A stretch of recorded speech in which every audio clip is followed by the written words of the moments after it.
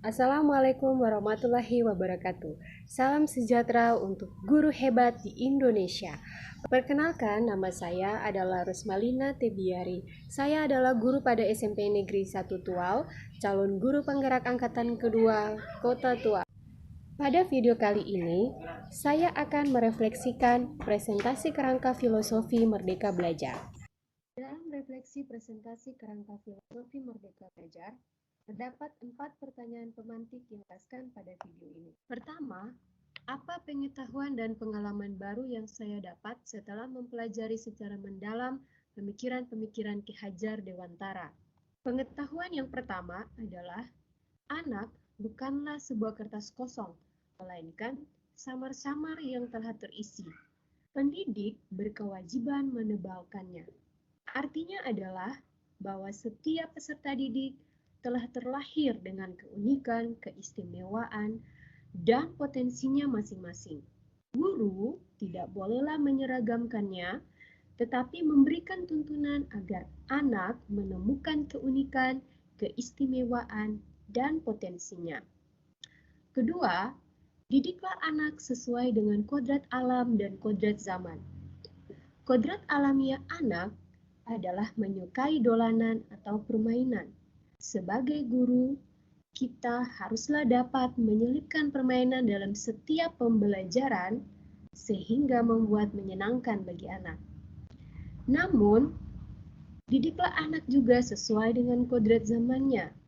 Pada masa sekarang, anak berada pada era 4.0, di mana semua hal dapat diakses oleh anak lewat internet. Sebagai guru, kita wajib mendidik anak menggunakan dan mengakses informasi. Tetapi ingat bahwa guru haruslah menjadi pamong bagi setiap hal-hal negatif yang mungkin saja dapat diakses oleh anak. Ketiga, anak berhak mendapatkan kemerdekaan dalam belajar. Berilah kesempatan kepada anak untuk menentukan cara belajar dan kenyamanannya pada saat belajar. Guru tidak bolehlah memaksakan keinginannya kepada anak, karena semua anak berhak mendapatkan pendidikan dan pendidikan yang memerdekakan. Pengetahuan yang keempat adalah program Merdeka Belajar yang selaras dengan pemikiran Ki Hajar Dewantara bertujuan menciptakan profil pelajar Pancasila.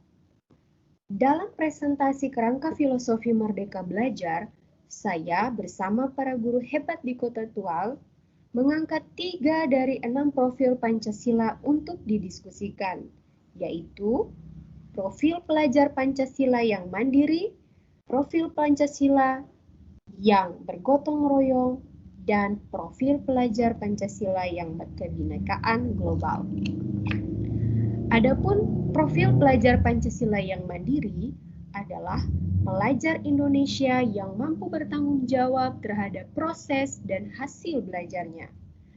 Kedua, profil Pancasila yang bergotong royong adalah pelajar Indonesia yang mampu berkolaborasi, yang mampu berbagi, dan yang memiliki kepedulian. Sedangkan profil Pancasila yang berkebinekaan global adalah pelajar Pancasila yang mampu mempertahankan budaya luhurnya, lokalitas, dan identitas, namun yang terbuka pada kebudayaan dari daerah lain. Pelajar Indonesia yang menghormati, menghargai, serta yang mampu menerapkan kebudayaan dalam kehidupannya. Adapun pengalaman yang saya rasakan selama melakukan presentasi kerangka filosofi Merdeka Belajar. Yang pertama adalah menciptakan pembelajaran yang berpusat pada anak. Pembelajaran yang menyenangkan, pembelajaran yang menarik, pembelajaran yang memberikan kebebasan kepada anak untuk menentukan cara belajar, menentukan kenyamanannya pada saat belajar, menjadi pengalaman yang menarik pada saat mempelajari tentang filosofi pemikiran Ki Hajar Dewantara dan dalam presentasi kerangka Merdeka Belajar.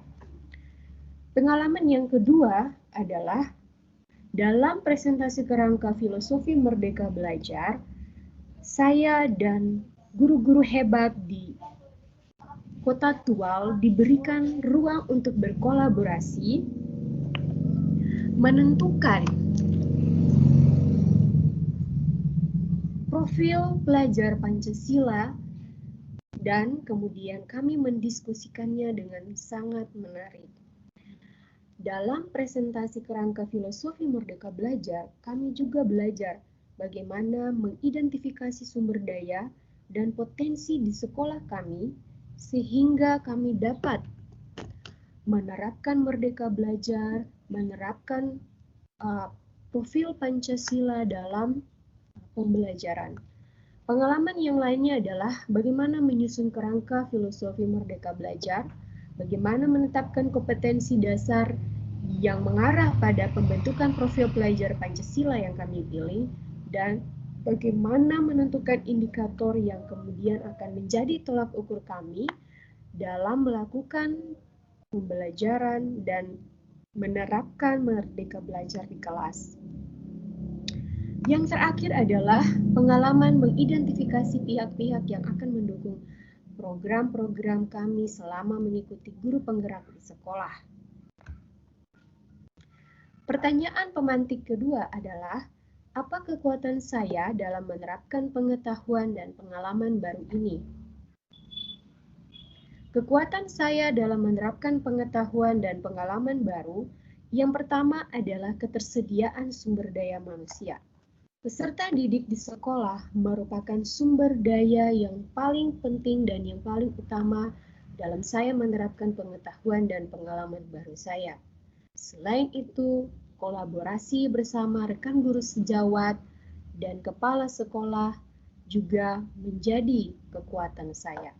Ketersediaan sarana dan prasarana, ruang belajar yang nyaman, alat belajar, alat peraga, dan media pembelajaran yang tersedia di sekolah juga merupakan kekuatan saya untuk menerapkan pengetahuan ini. Selain itu, pembiasaan budaya dan karakter yang telah ditanamkan di sekolah, budaya maren, budaya bergotong royong atau kerjasama, dan budaya saling sapa, senyum, dan salam juga telah dibiasakan di sekolah. Selain itu, kekuatan saya dalam menerapkan pengetahuan dan pengalaman baru ini adalah mendapat dukungan penuh dari seluruh pihak. Di antaranya adalah Dinas Pendidikan dan Kebudayaan Kota Tual, kepala sekolah, rekan guru sejawat, orang tua dan komite sekolah, serta masyarakat.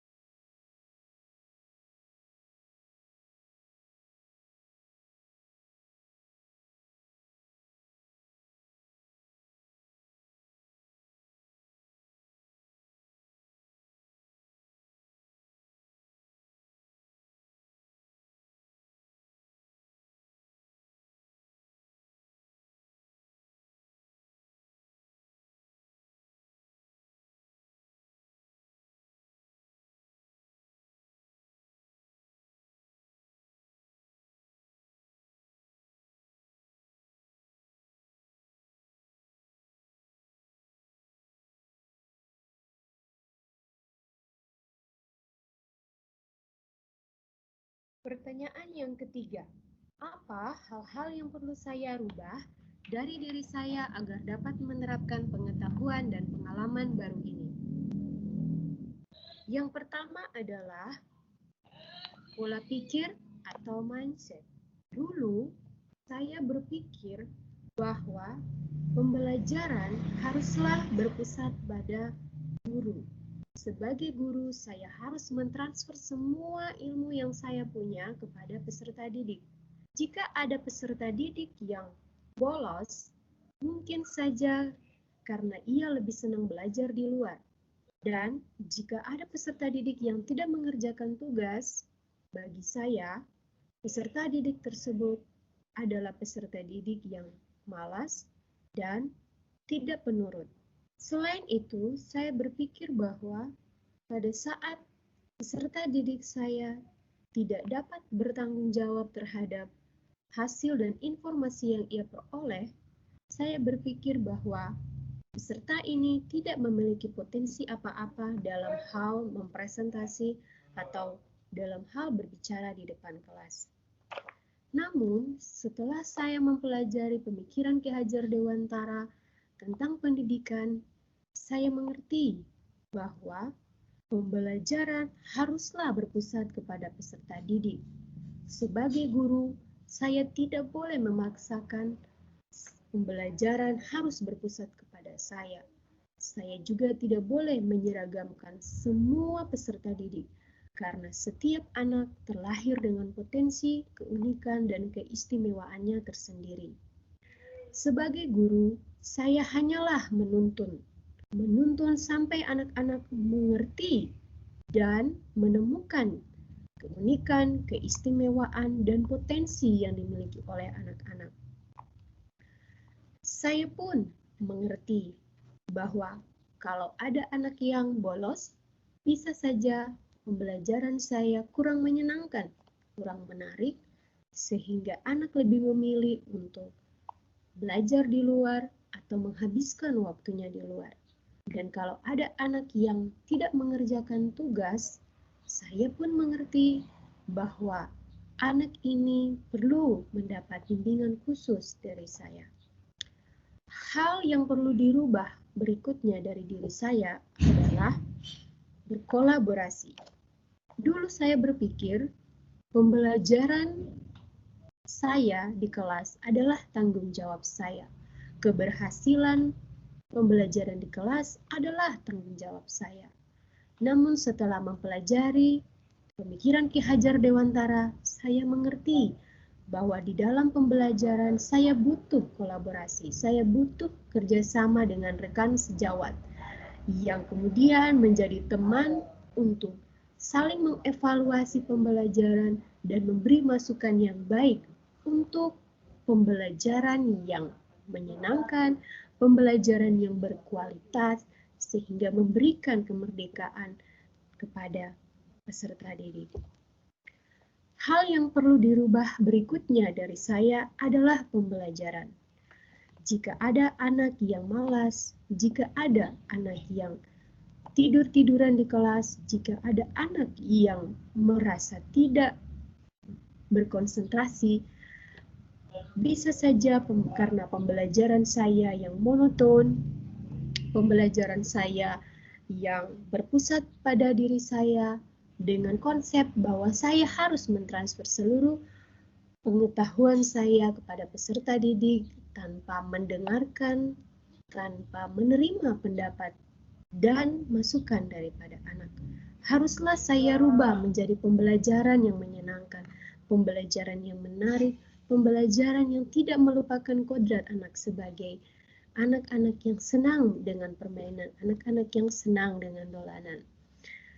Selain itu, hal-hal yang perlu saya rubah adalah mengevaluasi dan melakukan tindak lanjut untuk semua kesulitan-kesulitan, untuk semua proses pembelajaran yang saya lakukan di kelas. Pertanyaan pemantik keempat adalah, apa perubahan konkret yang akan saya lakukan setelah memahami pemikiran Ki Hajar Dewantara?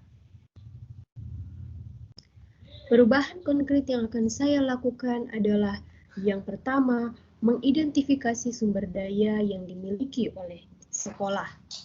Yang kedua adalah membuat program sesuai dengan kesepakatan yang telah didiskusikan dalam presentasi.